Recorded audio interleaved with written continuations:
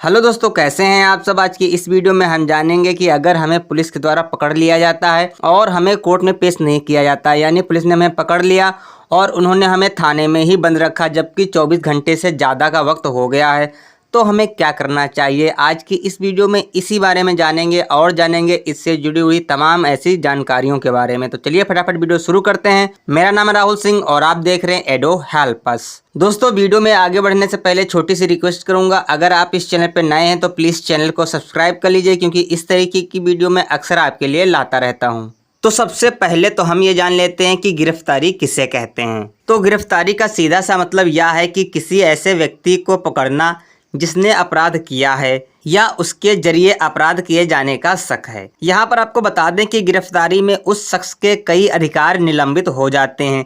गिरफ्तारी के लिए ये देखना होता है कि अपराध किस तरह का है, मतलब संज्ञेय है या असंज्ञेय। इसी से पता लगता है कि क्राइम जमानती है या गैर जमानती। जमानती अपराध मतलब जिसमें थाने से ही जमानत मिल जाती है। गैर जमानती अपराधों में बेल का फैसला अदालत करती है। अब आइए जानते हैं अपने आप गिरफ्तारी। संज्ञेय अपराध होने के बाद या होने की आशंका हो तो पुलिस सीधे गिरफ्तार कर सकती है। प्रिवेंटिव अरेस्ट के लिए पुलिस को सीआरपीसी की धारा 151(1) में बिना वारंट अरेस्ट करने का अधिकार दिया गया है। तो पुलिस ऐसे अपराधी की शिकायत मिलने पर भी किसी को अरेस्ट कर सकती है जिसमें 7 साल या उससे ज्यादा की सजा का नियम हो।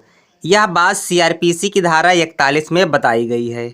अब उसके बाद वारंट के आधार पर अगर किसी को गिरफ्तार करने के लिए कोर्ट ने अरेस्ट वारंट किया है तो पुलिस उसे अरेस्ट कर सकती है, उसकी प्रॉपर्टी की तलाशी ले सकती है, जरूरत पड़ने पर सामान जब्त भी कर सकती है। अच्छा, ये उसके बाद आप जान लेते हैं कि गिरफ्तारी पर हमारा संविधान क्या कहता है। तो पहली बात, संविधान का अनुच्छेद 21 कहता है कि किसी भी व्यक्ति को कानूनी प्रक्रिया के अतिरिक्त उसके जीवन और व्यक्तिगत स्वतंत्रता के अधिकार से वंचित नहीं किया जा सकता है। हर किसी को जीवन जीने का अधिकार है और यह मौलिक अधिकार है। दूसरी बात, संविधान के अनुच्छेद 22 के मुताबिक गिरफ्तार किए गए व्यक्ति को 24 घंटे के अंदर मजिस्ट्रेट के सामने पेश करना होता है।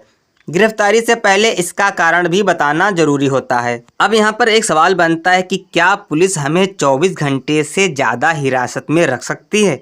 तो आइए इस बारे में जान लेते हैं। देखिए, पुलिस चाहे तो किसी व्यक्ति को 24 घंटे से अधिक समय तक हिरासत में रख सकती है, लेकिन इसके लिए मजिस्ट्रेट से इजाज़त लेनी पड़ती है। अब आइए जान लेते हैं कि गिरफ्तार हुए व्यक्ति के क्या अधिकार होते हैं। पहला, क्रिमिनल प्रोसीजर कोड यानी सीआरपीसी की धारा 50(a) के तहत गिरफ्तार व्यक्ति को अधिकार मिलता है कि वह इसकी जानकारी अपने परिवार या रिश्तेदारों को दे सके। दूसरा, सीआरपीसी की धारा 41(d) के मुताबिक गिरफ्तार व्यक्ति को पुलिस जांच के दौरान कभी भी अपने वकील से मिलने का अधिकार दिया गया है। वह अपने रिश्तेदारों से भी बातचीत कर सकता है। तीसरा, अगर गिरफ्तार किया गया व्यक्ति गरीब है, उसके पास इतने पैसे नहीं कि खुद के लिए वकील कर सके, तो ऐसे में कोर्ट मुफ्त में वकील मुहैया कराता है। अब ये एक नज़र डालते हैं कि हिरासत और गिरफ्तारी में क्या फ़र्क होता है। हिरासत और गिरफ्तारी में मुख्य अंतर इस बात का है कि व्यक्ति पर चार्ज लगाया गया है या नहीं। अगर पुलिस ने शक के आधार पर किसी को पकड़ा है,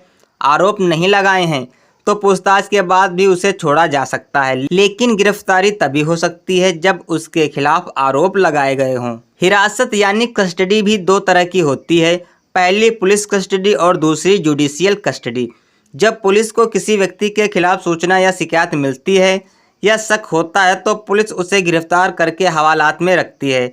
इसे पुलिस हिरासत कहते हैं। जरूरी बात यह है कि पुलिस कस्टडी के समय जेल में नहीं, थाने में रखा जाता है। पुलिस आरोपी से जानकारी उगलवाने के लिए जांच की कड़ियां जोड़ने के लिए मजिस्ट्रेट से एक बार में 15 दिन की कस्टडी की मांग कर सकती है। आपने सुना ही होगा, फला आदमी को 14 दिन की जुडिशियल कस्टडी यानी न्यायिक हिरासत में भेज दिया गया है।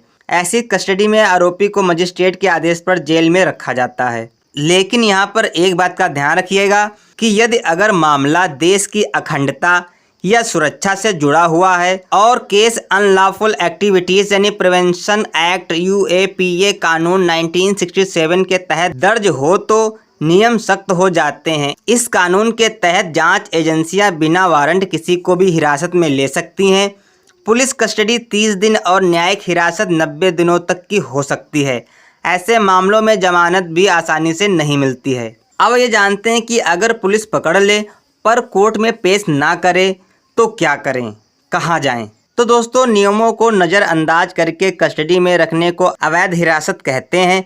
अगर किसी को गलत तरीके से गिरफ्तार किया गया हो, हिरासत में अवैध तरीके से रखा गया हो और 24 घंटे के भीतर कोर्ट में पेश नहीं किया गया हो, तो वह शख्स या उसका कोई करीबी कोर्ट में हैबियस कॉर्पस की याचिका डाल सकता है। ध्यान रखिएगा, हैबियस कॉर्पस की याचिका। संविधान के अनुच्छेद 226 में हैबियस कॉर्पस का जिक्र है।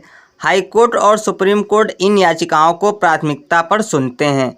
इसमें दोषी को दंड और पीड़िता को मुआवजे का भी प्रावधान है। अब यहाँ पर हम मुआवजे की मांग कैसे कर सकते हैं अगर हमारे साथ कोई ऐसी घटना घटित हुई है? देखिए, अगर किसी को लगता है कि उसकी गिरफ्तारी अवैध है तो वह रिहाई के साथ साथ मुआवजे की भी मांग कर सकता है। सीआरपीसी की धारा 357 के तहत व्यक्ति मुआवजे के लिए कोर्ट में आवेदन कर सकता है। तो दोस्तों, ये सारी कड़ियाँ हैं पुलिस और एक व्यक्ति के बीच की। आई होप आपको ये जानकारी पसंद आई होगी। अगर आपको कोई सवाल है तो आप हमें पहले की तरीके से नीचे कमेंट बॉक्स में बता सकते हैं और मिलते हैं नेक्स्ट वीडियो में। तब तक के लिए जय हिंद, जय भारत।